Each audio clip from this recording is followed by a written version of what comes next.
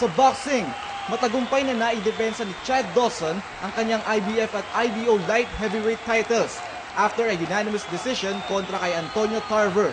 Minaliit naman ng mag-amang Mayweather ang pinag-uusapan at hinihiling ng mga boxing fans na pagharapin ang best pound-for-pound boxers na sina Manny Pacquiao at Floyd Mayweather Jr.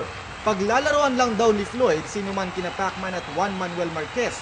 Samantala, tinawag na fraud Mayweather Jr. ni trainer Freddie Roach ang dating pound-for-pound king. At para naman sa dalawang HBO analyst, pababagsakin ni Pacquiao si Mayweather sa kanilang laban sa ibabaw ng lona. Sa tennis, naghari si Novak Djokovic sa unang ATP tournament na ginawa sa kanyang hometown.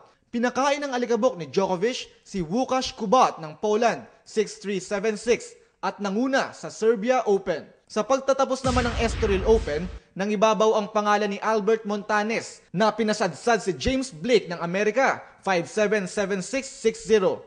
At sa golf, nagrehistro ng 6 under 66 si Henrik Stenson para sa 4-shot victory sa The Players Championship. Ito ang ikasampu niyang titulo sa kanyang karir at ang pinakamalaki niyang panalo. Samantala sa mga kababaihan, nagreyna si Christy Kerr sa Michelob Ultra Open. Nagtapos si Kerr with 1 under 70 to finish at 16 under 268 at nag-uwi ng $330,000 na papremyo. At sa NBA, ibinuslo ni Glenn Davis ang isang 21-foot jumper upang tumabla ang Boston sa Orlando sa tig-dalawang panalo. Nanguna si Davis with 21 points sa 9-5, 9-4 tagumpay ng Celtics. Samantala, nagtala naman ng career-high 34 points si Aaron Brooks at ginulat ng Yao Ming-less Houston Rockets ang LA Lakers 9-9, 8-7 upang itabla din sa tig-dalawang panalo ang kanilang serye. Rampy para sa UNTV News Worldwide at ito ang balita.